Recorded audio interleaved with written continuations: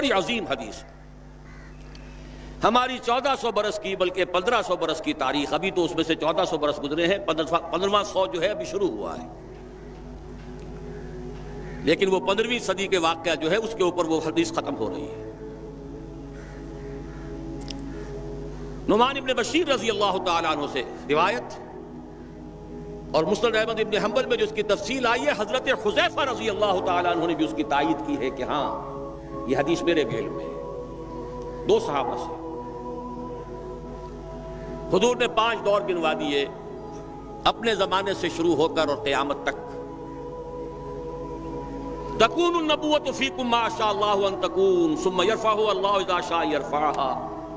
مسلمانوں تمہارے مابین نبوت برقرار رہے گی جب تک اللہ چاہے گا کہ رہے، پھر اللہ اس کو اٹھا لے گا جب چاہے گا، یعنی میرا انتقال ہو جائے گا.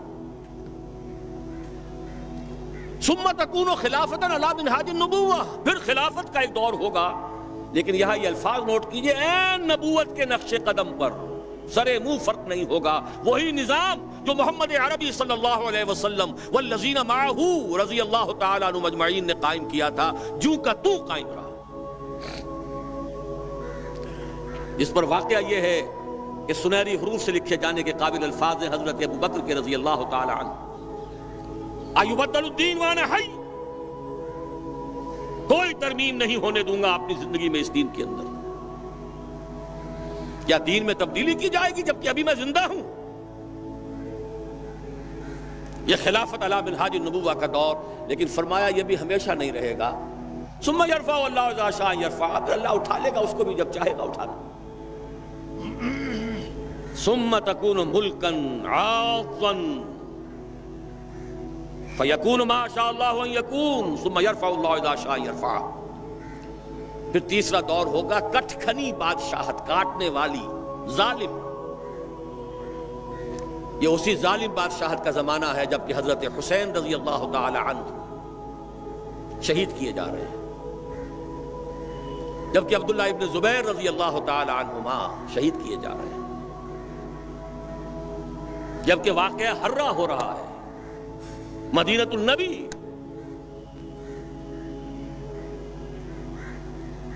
جبکہ محمد ابن قاسم کو بلا کر ہلاک کیا جا رہا ہے، موسیٰ ابن نصیر کی توہین و تذلیل ہو رہی ہے. کہلواتے تھے وہ اپنے آپ کو خلفاء تھے، ملوک، بادشاہ تھے، اور یہ ملوکیت پھر اپنی پوری شدت کو پہنچی دور بنو عباس میں، جب محل بھی بنے اور سارے محلوں کے ساتھ کے لوازمات بھی پورے ہوئے، رقص و سرود بھی ہوا اور ناو نوش بھی ہوا. یہ تیسرا دور تھا. لیکن بہرحال تھے کلمہ گو، کوئی بھی تھا، کلمہ محمد کا پڑھتے تھے صلی اللہ علیہ وسلم. پھر جہاں بہت برے تھے وہاں ان میں سے بہت اچھے بھی تھے، لیکن وہ خلافت نہیں تھی، خلافت علی منہاج النبوہ نہیں تھی، خلافت راشدہ نہیں تھی، مسلمانوں کی حکومت تھی. فرمایا یہ تیسرا دور بھی ختم ہو جائے گا. ثم تکون ملکا جبریا فتکون ما شاء اللہ ان تکون ثم یرفع اللہ اذا شاء یرفع. پھر چوتھا دور آئے گا اور پھر مجبوری والی ملوکیت آئے گی. صحابہ کرام نے اس وقت کیا سمجھا ہوگا ہم کچھ نہیں سمجھ سکتے. یہ 2 ملکن جو ہیں ملوکیت کے، یہ 2 دور کیسے ہوں گے؟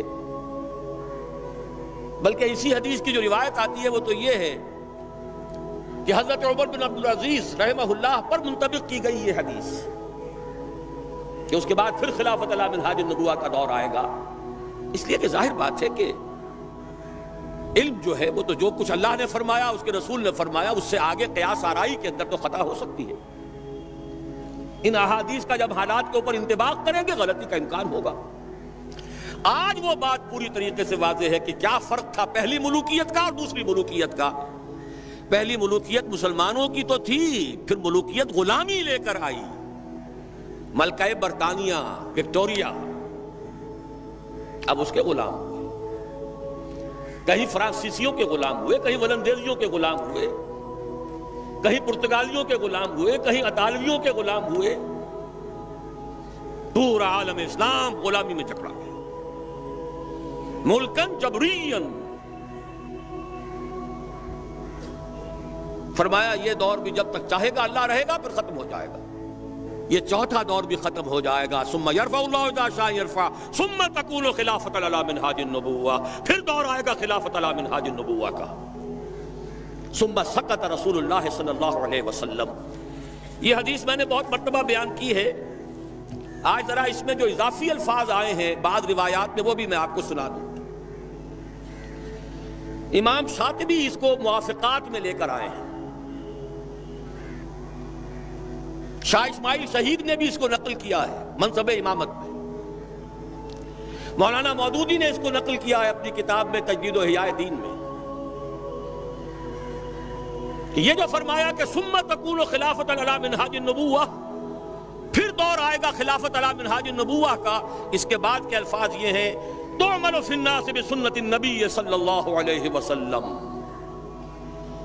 پھر وہ دور آ جائے گا کہ لوگوں میں تمام معاملہ اللہ کے نبی کی سنت کے مطابق نمٹایا جائے گا۔ وَيُلْقِي الْإِسْلَامَ بِجُرَانِهِ فِي الْأَرْضِ، اور اسلام اپنا جھنڈا زمین میں گاڑ دے گا، نصب کر دے گا۔ یرضى عنها ساکن السماء و ساکن الارض، اس پورے نظام سے یا اس دور سے تمام آسمانوں والے بھی تمام زمین والے بھی راضی ہو جائیں گے۔ لا تدع السماء من مطر الا صبت، آسمان اپنی بارش کو روک کر نہیں رکھے گا، اپنے سارے خزانے لٹا دے گا۔ الا صبته بدرارا ولا تدع الارض من نباتها شيئا الا اخرجت، اور زمین بھی اپنی نباتات میں سے کسی شے کو روکے گی نہیں، نکال باہر کرے گی، خزانے آسمان سے اور زمین سے نکل آئیں گے۔